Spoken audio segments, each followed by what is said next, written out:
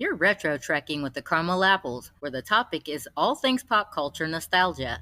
This week's throwback consideration is especially important to reflect on because we're going to peer into one of our favorite superhero mainstay portrayals from the time when we Gen X were kids, that being Superman from 1979.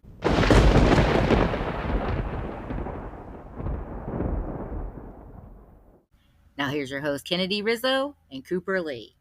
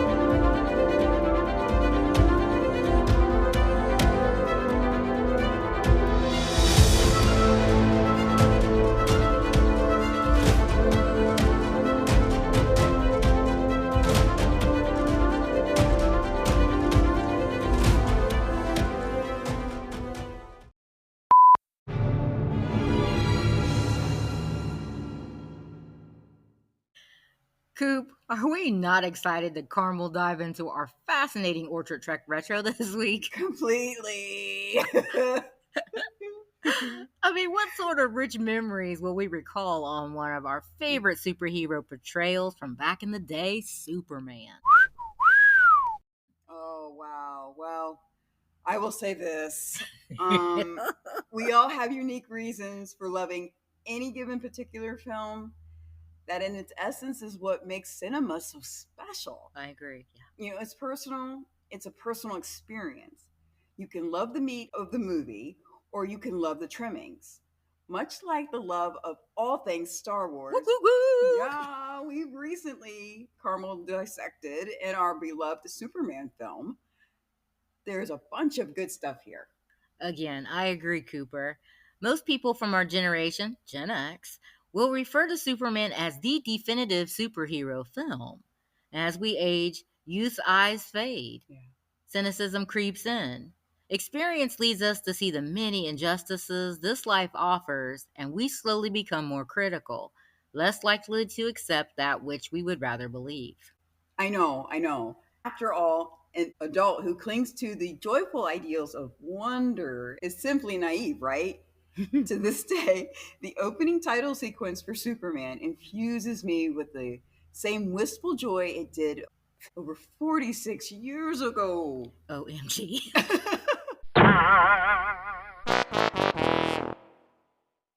Okay, let's not talk about that, but I agree. We'll focus on the other part. Which leads me to our first fun fact that we can't ignore is that Superman did indeed had one of the best and longest title sequences ever.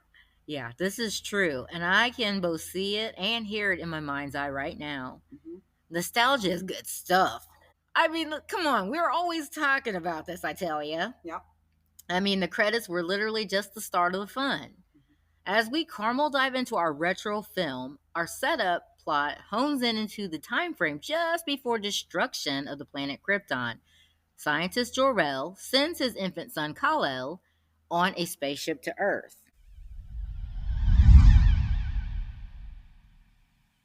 So then he was raised by kindly farmers Jonathan and Martha Kent. This is Cliff Note, folks. So you know the movie, you've seen it. We're just going over it briefly. But young Clark discovers the source of his superhuman powers and moves to Metropolis to fight evil. As Superman, he battles the villainous Lex Luthor. Oh my God. Mr. Luthor.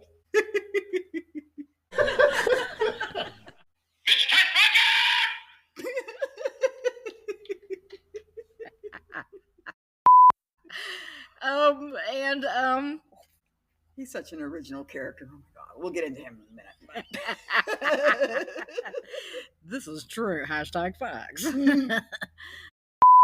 But while as novice reporter Clark Kent, he attempts to woo coworker Lois Lane. So see, all of our players are starting to line up here from the very beginning of the movie to where we start getting into the meat, as Coop was talking about earlier. Although Christopher Reeve was an unknown actor at the time, the credits and nearly every trailer for this film lists Marlon Brando, which we'll get to in a minute, and Gene Hackman before Reeve, who played Superman. So this is very interesting. And like we said, we'll get to it in a minute. So what you say, you Coop?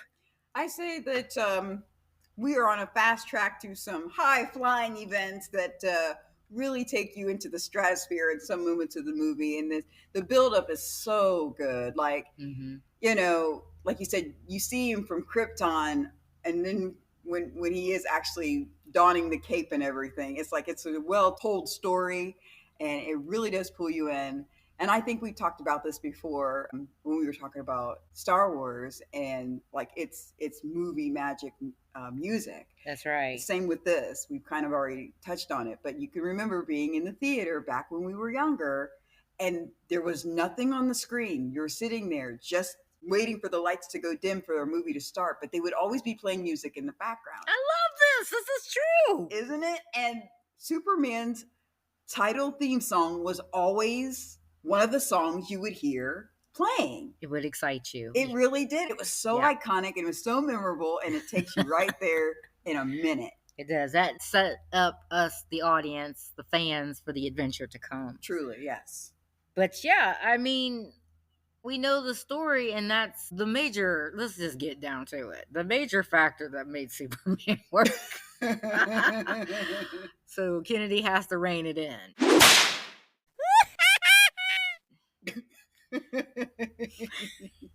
I'm really bad about this. I love a pretty face. Yeah. Superman, Christopher Reeve, was a pretty, beautiful face. Shh.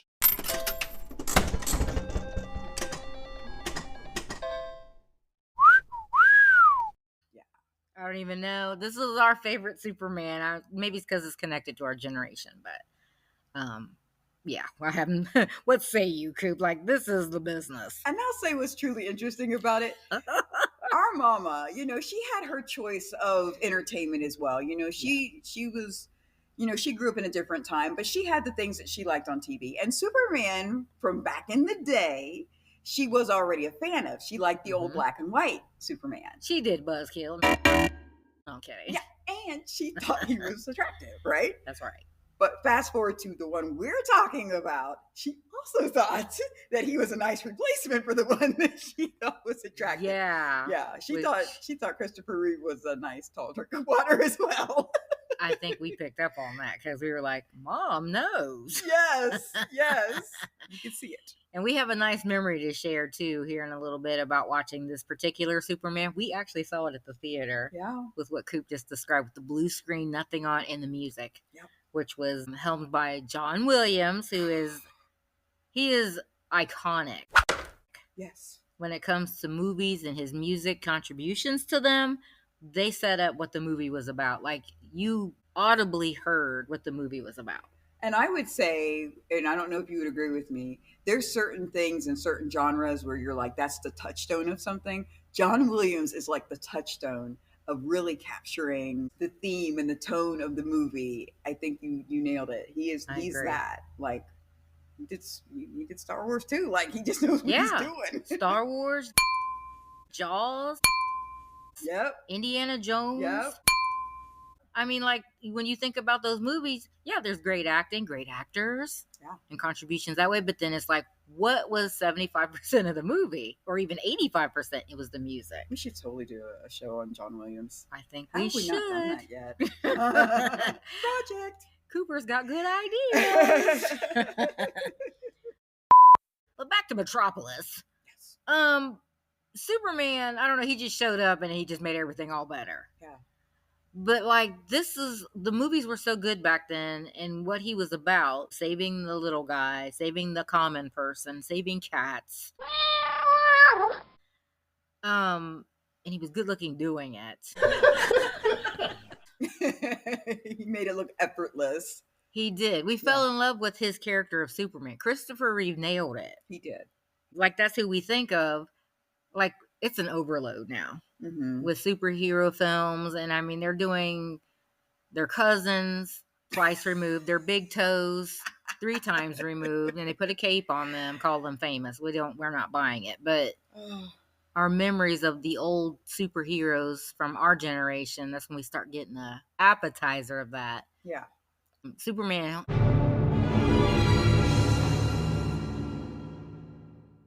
he's right there in the front of our minds. He's one of those ones you're like, yep, that's a superhero. He's our superhero, and we love him to death. That's it. That's it. And as soon as you were aware that you could, maybe buy a product or something that was an advertisement for said movie or character or something. This is one of those things that you're like, yeah, I'll spend some money on that, right? Yes. Like you wanted the DVD or at the time the VHS when it became available, which was astronomically priced.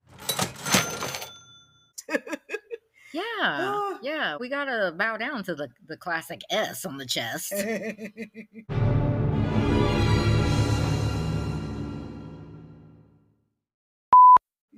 I don't know. Yeah, but this is a good place to give you a fun fact, dear listeners. Did you realize that Clark Kent, Superman's hair part on opposite sides? Fun fact, to obtain the musculature. Cooper from Jaws. The musculature. The musculature. Oh my God. Nerd alert.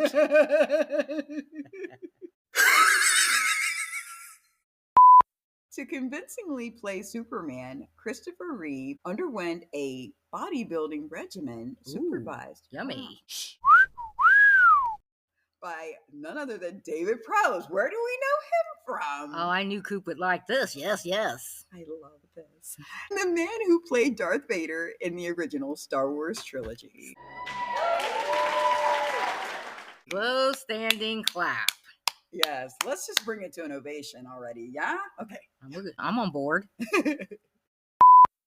Okay, so again, back to what we were talking about. To this day, talking about the credits, that was one of the things too, that they actually took their time in every aspect of the movie. Sure. The music, the credits, the actors, the storyline. This is what we're missing nowadays. Yeah. To this day, again, the opening title sequence for Superman, one of the longest ones, as Coop had shared. It fills us with the same joy it did over cough, 46 years ago. 21 years ago? No. Yeah, I'll take it. Yeah. Yeah. So, John Williams, the musical genius, and Richard Donner, he was the producer and director of Superman, which, I mean, he's a legend too. He's like in the realm of Steven Spielberg and George Lucas. Yeah, and then even some in modern times, Peter Jackson.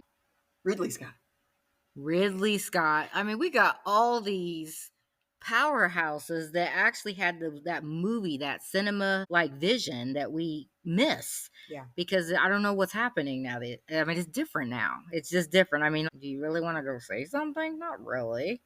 Yeah. But they created such an indelible experience, and that's what creates the beautiful nostalgia that we love talking about right here in the Retro Orchard, because I mean, it's the things we talk about in our hearts always remains the best. Exactly. And as some of those that you mentioned, Richard Donner with this, I'm not really sure if like he was a big comic book nerd or something like that when he was growing up, or maybe he was just a fan of the old shows or whatever, but he really seemed to bring to life what you would embody for Superman, and in the casting and all of that. Like, I don't think if that same movie was made now, the care definitely wouldn't have been there. And yes, we know there's a new one, but I'm talking about even using the players from back then. It's just a different culture. Like, you can't even really get people to go to the theater anymore. They've got so much drawing your attention. You can do anything you want on your phone. You don't necessarily have to go to a theater to get entertainment. You can just do things at home, which is nice in some ways, but this was just a culture and an era. And I'm so glad that, Richard Donner was at the helm of this at the time, and that Christopher Reeve was our Superman.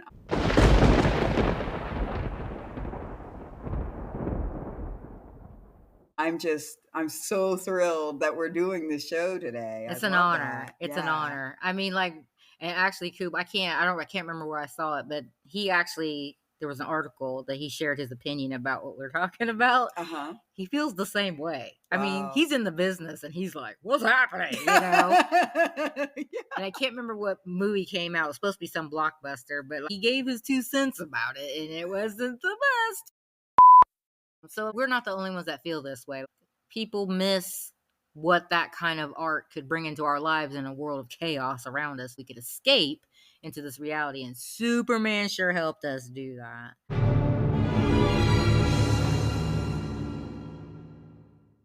Let's talk about some of the characters real quick. In Superman, we're going to do a little segue on that here right now. Okay. So we really like the chemistry of, because I mean, did we want to share Superman? We were like, okay, that's okay in this movie. Lois Lane. Lois was cool. Lois was kind of like, she wasn't like that sappy, girly, I'm sex pot type of girl. She was your everyday woman. She was, and she even had a husky, raspy voice, and yeah, you liked her as the choice. Yes, she was a good choice. Like, you wouldn't have put them together initially. Right. But their chemistry in the movie worked. Yes. It worked, and he loved him some Lois. I mean, he was trying to get close to her as Clark Kent, he kind of had it all creepily set up. He's working where she was. And he wanted to take her to dinner, but their scenes together and the way he cared about her, like, there are some couples even now, we know friends. I mean, of course, our hubbies take great care of us, but like that, we know how other friends where it's like, they got a union there. Like, it's too cool for school kind of a union. So the mojo is undeniable. There it is. Yes. Thank you, Cooper. The brain's not working as usual.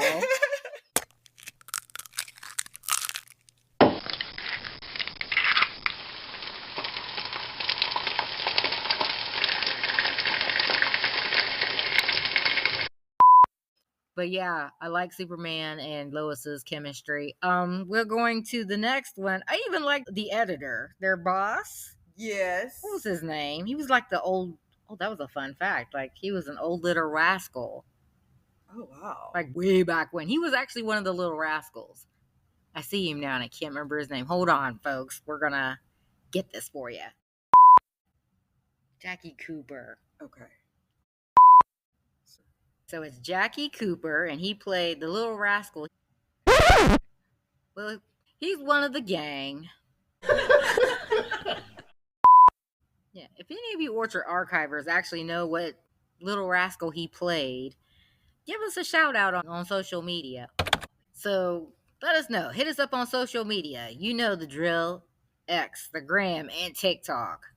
And you can leave it in the comments in our YouTube section. So we're waiting to hear from you. That's right. Good trivia.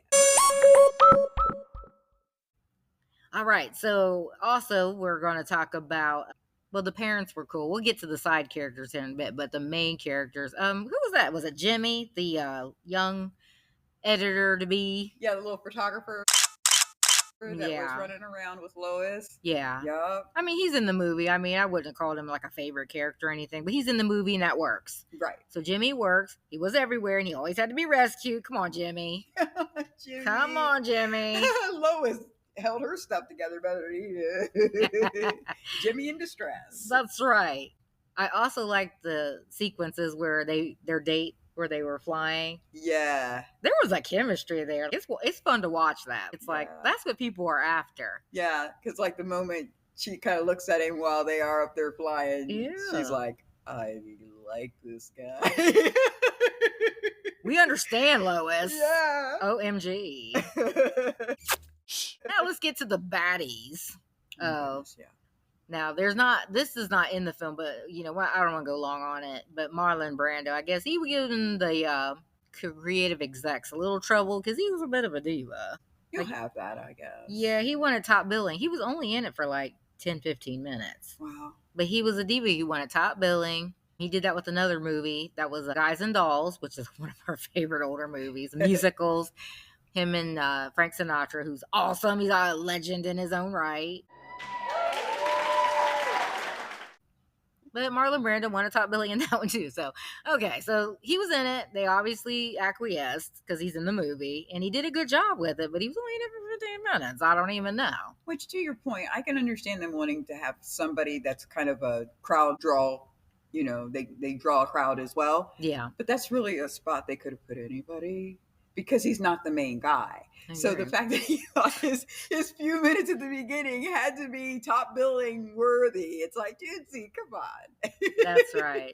So he's in it. It works. But he did give them a little problem, and they were like, oh, what did we do? But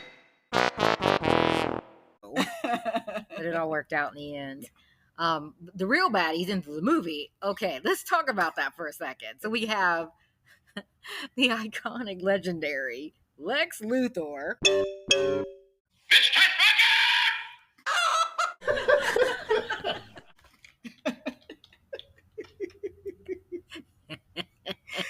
Wow, that voice just gets in your head, doesn't it? Gene Hackman. Yes. Whoever casted him in Superman is a genius. Yeah. We love us some ornery characters, and he fit the bill. Absolutely. I can honestly tell you, I don't think I ever saw a movie that Gene Hackman was in that I didn't like the role he was playing. He brought himself into the roles. And we've said that before. We love it when someone can do that. Yes. And Gene Hackman, man, he had that to a T. Lex Luthor is Gene Hackman. He is. Speaking of Lex Luthor, Coop has a nice fun fact. So, fun fact, Gene Hackman flatly refused to shave his head or wear a bald cap to play Lex Luthor. To get around this issue, Hackman's own natural hair was styled differently from scene to scene to give the appearance of him having changed hair pieces.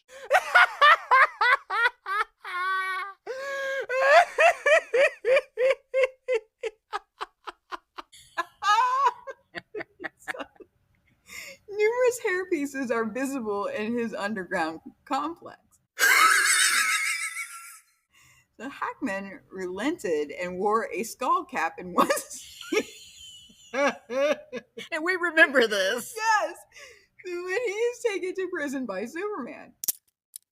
It is visible when he angrily rips off his hairpiece to address the prison warden. What's the matter with you? Question who he is. Hackman was also forced to shave off his mustache, which he was keen on keeping at the time. Ooh, he's a stinker. And the funny thing is, the way his hair was styled, they did make it look like a piece. It was hilarious. Oh yeah, I love this movie. I know. Oh my goodness, this original Superman movie of our Gen X is still one of, if not the best. Yes, absolutely. Huge childhood memory. So his cohorts was Otis, doing his dirty work, played by the actor Ned Beatty, he's a wonderful actor. He's a cute person. Like he just shows up and he just. That's right, Mr. Luthor.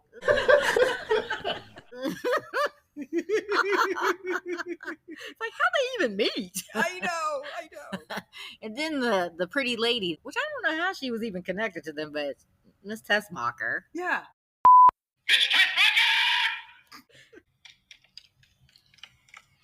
Yes, Lex? Where's the rocket now?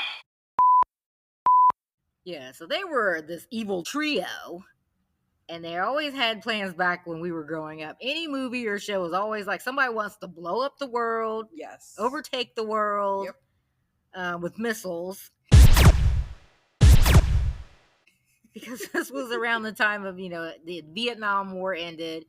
Things were going on with the USSR, Soviet Union at the time. So it was like, that was on writers' minds. Yeah. But it helped the story to move along, so we loved it. That's right. Because that ultimately gives the main hero of the story something to overcome. So when it's big and worldwide or like a universal thing, that really gives them a moment to shine because, that's what they're there for. That's right. And what was the one thing, in connection with Superman that was like he lost his strength? That's right. So everybody knows kryptonite from the planet Krypton was the thing that made him just so physically weak. I don't know if it took him down to human strength or if it just took all his strength. Like, he couldn't even get out of the water with it. But I mean, if you wanted to debilitate him, you have your rock of kryptonite around, which Lex Luthor had in a nice little case with a chain around it. Yes. Well, speaking of Krypton, I mean, when they put him on the screen, Superman. Yeah.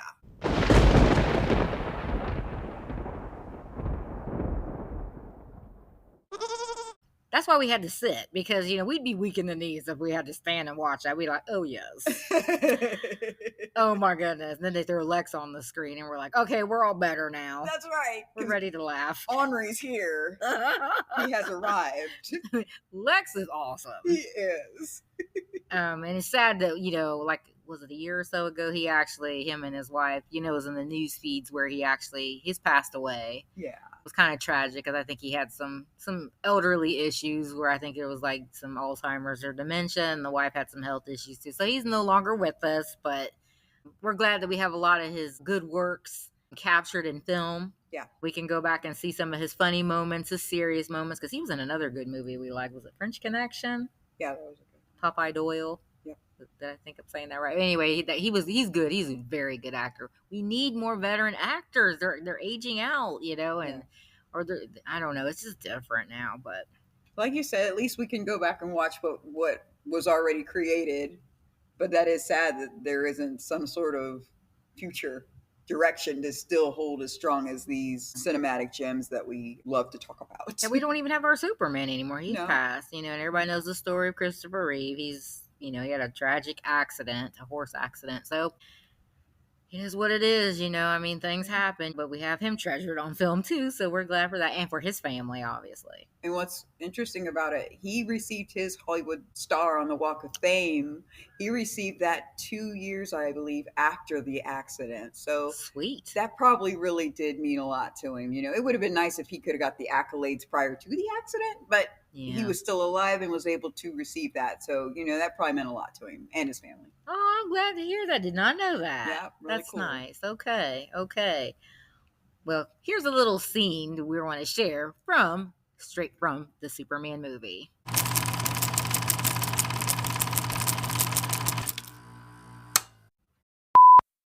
This is California, the richest, most populous state in the Union. I don't need a geography lesson from you, Luthor. Oh, yes, of course, you've been there. I do forget you. Get around, don't you? Where was I?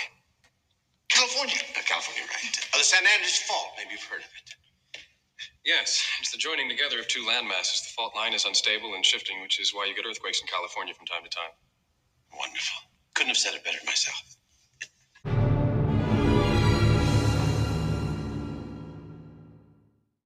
Everything west of this line is the richest, most expensive real estate in the world. San Diego, Los Angeles, San Francisco. Everything on this side of the line.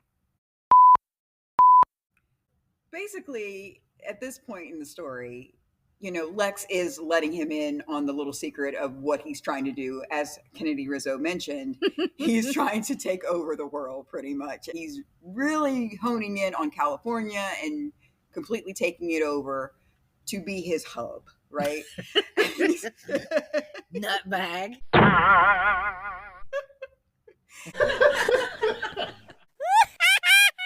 In the process of that, cutting off a lot of civilization out there, alienating them, and really presenting this challenge to Superman because he now has to figure out how to prevent this catastrophic event from happening. And, Lex all the while is gleeful and excited, and he's really letting him in on all of it. Like, he's not keeping it a secret. Like, he's telling him everything because he feels like there's nothing you can do about this, Superman. Lex. Right. Did you get the memo?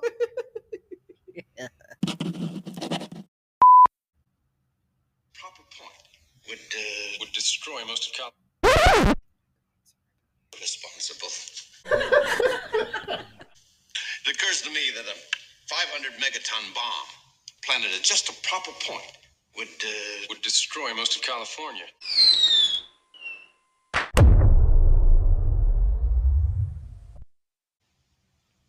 millions of innocent people would be killed. The West Coast, as we know it, would fall into the sea. Bye-bye, California. Hello, new West Coast, my West Coast. Costa del X, Lutherville, Marina del X, Otisburg.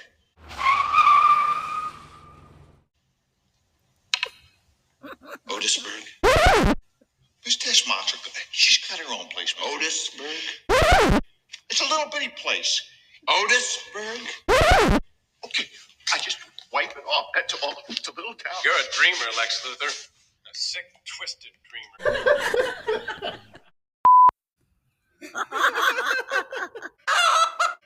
I love the fact that he was like, call me irresponsible. It's like, Oh my God. he was smiling and happy at the same time as he's saying, he's like, I love this. You could tell he was on a high. He loved this. He's probably my favorite. He's nuts. I mean, we love Superman. That's why we're watching it. But Yes. like, he brought it. Gene Hackman brought it, playing this character. That is Lex Luthor. And he probably made it easier for the other actors to play alongside him because he was so committed to being this person. What say you, Lex?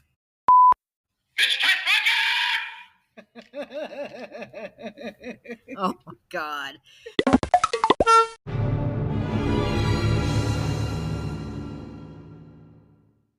So the reason why we wanted to do Superman, other than the fact that it's nostalgic and we love it dearly Yes. and deeply, this week there's a new version of Superman coming out. I don't even know who's playing him, but that's kind of a big thing. You know, it's summer. People are looking for their summer blockbuster. They're what's gonna stick. They're throwing spaghetti against the wall. I'm a diehard. I'm a stickler on my old nostalgic retro movies. So I don't know if I'll see it. Yeah. There's been other iterations of Superman. About the only one I can advocate for is the Justice League one. Henry Cavill. Yeah, 100%. Yeah. Okay, so if you want to say that somebody is next in line after Christopher Reeve, it'd be him. Yep. He was an awesome Superman too. He was. I can He watch was. his. Yep. Everybody else can pound salt. Not even close. Not even in the ballpark. Stand in another audition line. I don't even know. Like who's casting these people? What's the matter with you? So I've seen pictures of the new one, and he's in that league. I don't know what they were thinking. Like it doesn't convey Superman. Yeah. So for the nostalgic part of it, the fact that they're trying to bring a blockbuster summer movie out, we appreciate that because there is something to having a summer blockbuster film. It's very nostalgic. But at the same time, it's like, you want to hit the notes correctly, bring the real gems to the cinema, that you'll bring the fans back. We want to be there. We want to go to the theater to see things, not just wait till it's streaming, because it's like, there's something to watch on TV. 100%. So that's why we're doing it, though, because, there's still a lot of superhero fans, a lot of Superman fans. If you're anything like Cooper and myself, and really, really like the nostalgia of the 1979 Superman, hey, thanks for joining our camp. We love that. There's just, you can hardly beat anything of a nostalgic nature. That's simply the basis and foundation of the Retro Orchard. And we're sticking to our nostalgia. It's just what it is. You just can't hardly beat it. We've got people in the industry that agree with us, or we agree with them. And if you're going to give the new Superman a shot, tell us what you think of it. If you're doing some comparisons, let us know that too. Hit us up on social media. So we do appreciate you coming and sharing your time with us, and we hope to see you on the other side. Up, up, and away. That's it for this week's Apple Snack, but there's more where that came from. Subscribe and say hello on all the social media outlets. We love to talk with you. Be sure to visit buymeacoffee.com/RetroTrekwithTheCaramelApples to see how you can give us a shot of our next caffeine boost.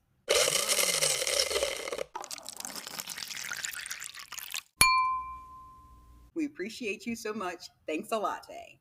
Visit the Retro Orchard Weekly for a sweeter, nostalgic experience.